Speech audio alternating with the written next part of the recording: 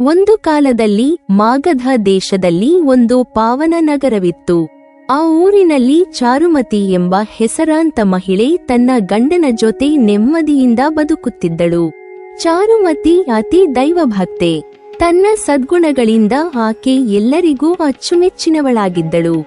ಆದರ್ಶ ಸತಿ, ಸೊಸೆ ಮತ್ತು ತಾಯಿಯ ಪಾತ್ರವನ್ನು ಅತಿ ನಿಷ್ಠೆಯಿಂದ ಪಾಲಿಸಿಕೊಂಡು ಬರುತ್ತಿದ್ದಳು.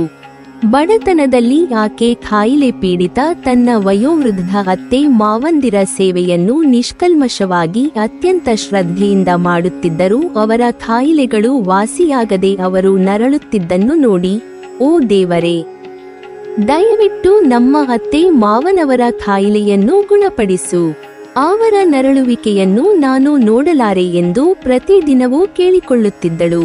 ಅದೊಂದು ದಿನ ಇದ್ದಕ್ಕಿದ್ದಂತೆಯೇ ಆಕೆಯ ಸ್ವಪ್ನದಲ್ಲಿ ಮಹಾಲಕ್ಷ್ಮಿ ಕಾಣಿಸಿಕೊಂಡಳು.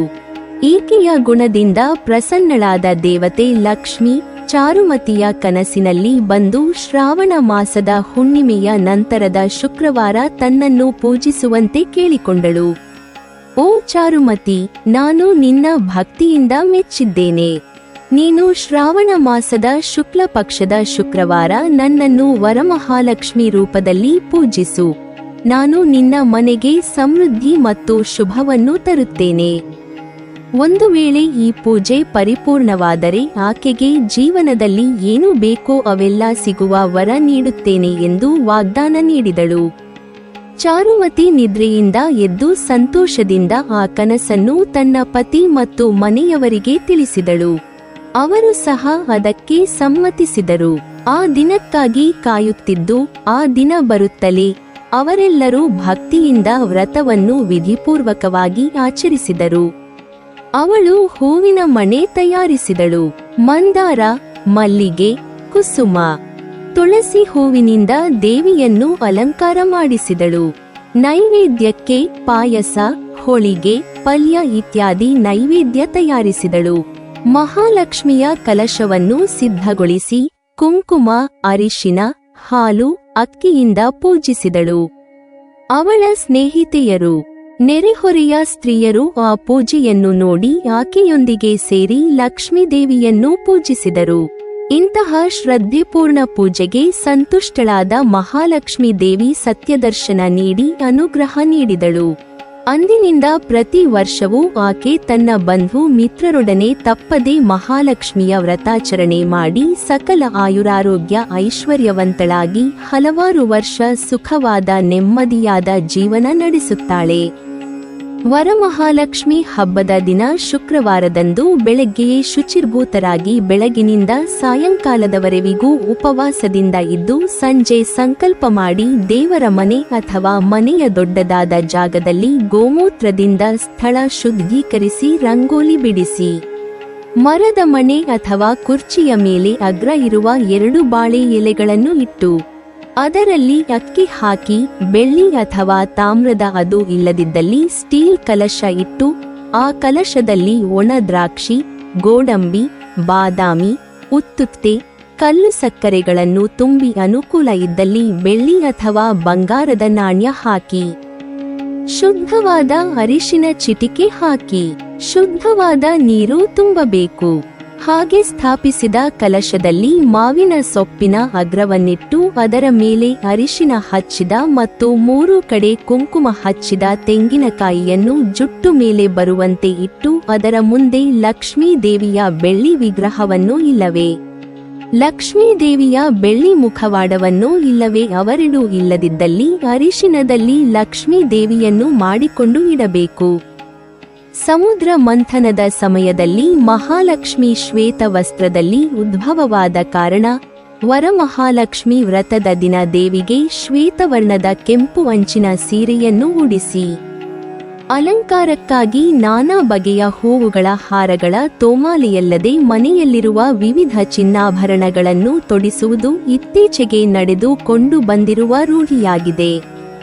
ಪೂಜೆ ಆರಂಭಿಸುವ ಮುನ್ನ ಬೆಳ್ಳಿಯ ಇಲ್ಲವೇ ಹಿತ್ತಾಳೆಯ ನಂದಾದೀಪವನ್ನು ಹಚ್ಚಿಟ್ಟು ಮೊದಲು ಘಂಟಾನಾದವನ್ನು ಮಾಡಿ ಅವರವರ ಸಂಪ್ರದಾಯದಂತೆ ಅವರ ಮನೆ ದೇವರನ್ನು ನೆನೆದು ವಿಘ್ನವಿನಾಶಕ ವಿನಾಯಕನಿಗೆ ಮೊದಲ ಪೂಜೆಯನ್ನು ಮಾಡಿ ನಂತರ ಮಹಾಲಕ್ಷ್ಮಿಯನ್ನು ಧ್ಯಾನಿಸಿ ಆವಾಹನೆ ಮಾಡಿ ಆನಂತರ ಅರ್ಘ್ಯಪಾದ್ಯವಾದ ನಂತರ ಲಕ್ಷ್ಮೀ ದೇವಿಯ ಚಿಕ್ಕ ವಿಗ್ರಹಕ್ಕೆ ಹಾಲು, ಮೊಸರು, ತುಪ್ಪ, ಜೇನುತುಪ್ಪ, ಸಕ್ಕರೆ ಹೀಗೆ ಪಂಚಾಮೃತ ಅಭಿಷೇಕ ಮಾಡಬೇಕು.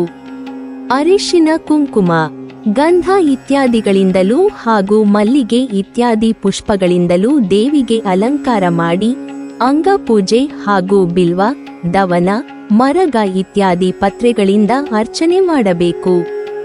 ಪೂಜಾ ನಂತರ ನಾನಾ ವಿಧದ ಬಗೆಯ ಕನಿಷ್ಠ ಪಕ್ಷ 5-6 ಹಣ್ಣುಗಳೊಂದಿಗೆ ಮಹಾಲಕ್ಷ್ಮಿ ಹಬ್ಬಕ್ಕೆಂದೇ ಬಹಳ ಮಡಿಯಿಂದ ವಿಶೇಷವಾಗಿ ತಯಾರಿಸಲ್ಪಟ್ಟ ಒಬ್ಬಟ್ಟು ಇಲ್ಲವೇ ಸಜ್ಜಪ್ಪದ ಜೊತೆಗೆ ಬಗೆಯ ಉಂಡೆಗಳೊಂದಿಗೆ ದೇವಿಗೆ ನೈವೇದ್ಯ ಮಾಡಿ ಎಲ್ಲರ ಸಮ್ಮುಖದಲ್ಲಿ ದೇವರಿಗೆ ತುಪ್ಪದ ಬತ್ತಿಯಲ್ಲಿ ಮಹಾ ಮಂಗಳಾರತಿ ಮಾಡಿ ಮಂತ್ರಪುಷ್ಪಾದಿಗಳನ್ನು ಸಮರ್ಪಿಸಬೇಕು. ಸುಮಾರು 2 ಗೇಣಿನುದ್ದದ 12 ಹಸಿ ದಾರಗಳನ್ನು ತೆಗೆದುಕೊಂಡು ಅದಕ್ಕೆ 12 ಗಂಟುಗಳನ್ನು ಹಾಕಿ ಅದನ್ನು ಸ್ವಲ್ಪ ನೀರಿನಲ್ಲಿ ನೆನೆಸಿ ಅರಿಶಿನ ಹಚ್ಚಿ ಅದಕ್ಕೆ ಸೇವಂತಿಗೆ ಹೂವನ್ನು ಕಟ್ಟಿ ದೇವಿಯ ಪಕ್ಕದಲ್ಲಿರಿಸಿ ಪೂಜೆ ಮಾಡಬೇಕು. ಲಕ್ಷ್ಮೀ ಪೂಜೆ ಮಾಡಿದ ನಂತರ ಈ ದೋರವನ್ನು ಮನೆಯ ಎಲ್ಲ ಹೆಣ್ಣುಮಕ್ಕಳು ಮತ್ತು ಮುತ್ತೈದೆಯರು ಹಿರಿಯರಿಂದ ಕಂಕಣದಂತೆ ಬಲಗೈಗೆ ಕಟ್ಟಿಸಿಕೊಂಡು ಮುಂದೆ ಬರುವ ಗೌರಿ ಹಬ್ಬದವರೆಗೂ ಜನತದಿಂದ ಅದನ್ನು ಕಾಪಾಡಿಕೊಂಡು ಬಂದು ಗಣೇಶನ ವಿಸರ್ಜನೆಯ ದಿನ ಭೀಮನವಾಸ್ಯೆ ಗೌರಿ ಹಬ್ಬದ ದಿನ ಕಟ್ಟಿಕೊಂಡ ದಾರದ ಸಮೇತ ಈ ದೋರವನ್ನು ವಿಸರ್ಜಿಸಬೇಕು. ಪೂಜೆ ಮುಗಿದ ನಂತರ ಮನೆಯ ನೆರೆಹೊರೆಯ ಮುತ್ತೈದೆಯರನ್ನೆಲ್ಲ ಕರೆದು ಅವರಿಗೆ ಅರಿಶಿನ, ಕುಂಕುಮ, ಇನ್ನೂ ಕೆಲ ಹಿರಿಯ ಮುತ್ತೈದೆಯರಿಗೆ ಈ ದಾರ ಸಹಿತ ಹಸಿ ಮೊರದಲ್ಲಿ ಅಕ್ಕಿ, ತೆಂಗಿನಕಾಯಿ, ತಾಂಬೂಲ ಸಹಿತ ದಕ್ಷಿಣೆ, ಬಳೆ, ರವಿಕೆ ಕಣ ಅಥವಾ ಸೀರೆ ಇಟ್ಟು ವಾಯನದಾನ ಕೊಡುವ ಮೂಲಕ ವರಮಹಾಲಕ್ಷ್ಮಿಯ ಪೂಜೆ ಸಂಪೂರ್ಣವಾಗುತ್ತದೆ. ಪೂಜೆ ಮಾಡುವಾಗ ಈ ಕೆಲವೊಂದು ಅಂಶಗಳತ್ತ ಗಮನವಿಡಬೇಕು. ಇದು ಮುತ್ತೈದೆಯರೇ ಆಚರಿಸುವ ವಿಶೇಷವಾದ ವ್ರತವಾದ್ದರಿಂದ ಈ ಪೂಜೆಗೆ ಕುಳಿತುಕೊಳ್ಳುವಾಗ ರೇಷ್ಮೆ ಸೀರೆ ಉಡುವುದು ಶ್ರೇಷ್ಠ. ಇನ್ನು ಪೂಜೆಗೆ ಕುಳಿತುಕೊಳ್ಳುವಾಗ ಒದ್ದೆ ಕೂದಲಾಗಲಿ ಅಥವಾ ಕೂದಲು ಬಿಚ್ಚಿ ಹರಡಿಕೊಳ್ಳಬಾರದು, ಜಡೆ ಹಾಕಿರಬೇಕು. ಮುತ್ತೈದೆಯರಿಗೆ ಹಣೆಯಲ್ಲಿನ ಸಿಂಧೂರವೇ ಪ್ರಾಮುಖ್ಯವಾದ್ದರಿಂದ ಹಣೆಯಲ್ಲಿ ದೊಡ್ಡದಾದ ಕುಂಕುಮವಿರಲಿ. ಮನೆಯ ಬಾಗಿಲಿಗೆ ಕಟ್ಟುವ ತೋರಣ ಮತ್ತು ಪೂಜೆಯಲ್ಲಿ ಬಳಸುವ ಬಾಳೆಯೆಲೆ ಮತ್ತು ಬಾಳೆಕಂಬಗಳು ಕೃತಕವಾಗಿ ಪ್ಲಾಸ್ಟಿಕ್ ಮಯವಾಗಿರದೆ ನಿಜವಾದ ಮಾವಿನ ಸೊಪ್ಪು ಹಾಗೂ ಬಾಳೆ ಎಲೆ ಮತ್ತು ಕಂದುಗಳಿದ್ದರೆ ಪೂಜೆಗೆ ನಿಜವಾದ ಸಾರ್ಥಕತೆ ದೊರೆಯುತ್ತದೆ. ಹಬ್ಬದ ಇಡೀ ದಿನ ಮತ್ತು ಪೂಜಾ ಸಮಯದಲ್ಲಿ ಅಪಶಬ್ದ ಅಥವಾ ಅನಾವಶ್ಯಕ ದುರಾಲೋಚನೆಗಳು ಬರದಂತೆ ಎಚ್ಚರವಹಿಸಬೇಕು. ಇನ್ನು ದಾನದ ರೂಪದಲ್ಲಿ ಪುರೋಹಿತರಿಗೆ ಕೊಡುವ ಸ್ವಯಂ ಪಾಕದಲ್ಲಿ ಕೊಡುವ ತರಕಾರಿ, ಅಕ್ಕಿ, ಬೇಳೆ ಇತ್ಯಾದಿ ಪದಾರ್ಥಗಳು ಹಾಳಾಗಿರದೆ ಉತ್ತಮ ಗುಣಮಟ್ಟದಲ್ಲಿ ಬಳಸುವಂತೆ ಇರಬೇಕು. ಸ್ವಯಂ ಪಾಕ ಪಡೆದವರು ಕನಿಷ್ಠ 1 ಹೊತ್ತಿನ ಅಡುಗೆ ಮಾಡಿಕೊಂಡು ಊಟ ಮಾಡುವಂತಿರಬೇಕು. ಇನ್ನು ಮುತ್ತೈದೆಯರಿಗೆ ಕೊಡುವ ಸೀರೆ ಮತ್ತು ಕುಪ್ಪಸದ ಕಣ ಅಥವಾ ಬ್ರಾಹ್ಮಣರಿಗೆ ನೀಡುವ ಪಂಚೆ, ಶಲ್ಯ ಇತ್ಯಾದಿ ವಸ್ತ್ರಗಳು ಧರಿಸಲಿಕ್ಕೆ ಯೋಗ್ಯವಾಗಿರುವಂತಿರಬೇಕು. ಈ ಎಲ್ಲ ಅಂಶಗಳನ್ನು ಗಮನದಲ್ಲಿಟ್ಟುಕೊಂಡು ಶ್ರದ್ಧಾ ಭಕ್ತಿಯಿಂದ ಪೂಜಿಸಿದಲ್ಲಿ ಮಾತ್ರವೇ ಪೂಜೆಯ ಸಿದ್ಧಿಗಳು ಪೂಜಿಸಿದವರಿಗೆ ಲಭಿಸಿ ಅದರಿಂದ ಅವರ ಸಕಲ ಆರ್ಥಿಕ ಬಾಧೆಗಳು ನಿವಾರಣೆಯಾಗಿ ವ್ಯಾಪಾರ ಅಭಿವೃದ್ಧಿಯಾಗಿ ಮನೆಯಲ್ಲಿ ಸಕಲ ಸೌಭಾಗ್ಯ ಸಂಪತ್ತು ಅಭಿವೃದ್ಧಿಯಾಗುತ್ತದೆ. ನೀವಿನ್ನೂ ನಮ್ಮ ಚಾನೆಲ್ ಅನ್ನು ಸಬ್ಸ್ಕ್ರೈಬ್ ಮಾಡಿಲ್ವಾ? ಹಾಗಾದರೆ ಈ ಕೂಡಲೇ ನಮ್ಮ ಇಂದ್ರಜಾಲ ಚಾನೆಲ್ ಅನ್ನು ಸಬ್ಸ್ಕ್ರೈಬ್ ಮಾಡಿ ಮತ್ತು ಪಕ್ಕದಲ್ಲಿರುವ ಬೆಲ್ ಐಕಾನ್ ಅನ್ನು ಕ್ಲಿಕ್ ಮಾಡಿದರೆ ನಮ್ಮ ಹೊಸ ವಿಡಿಯೋಗಳನ್ನು ನೀವು ನೋಡಬಹುದು.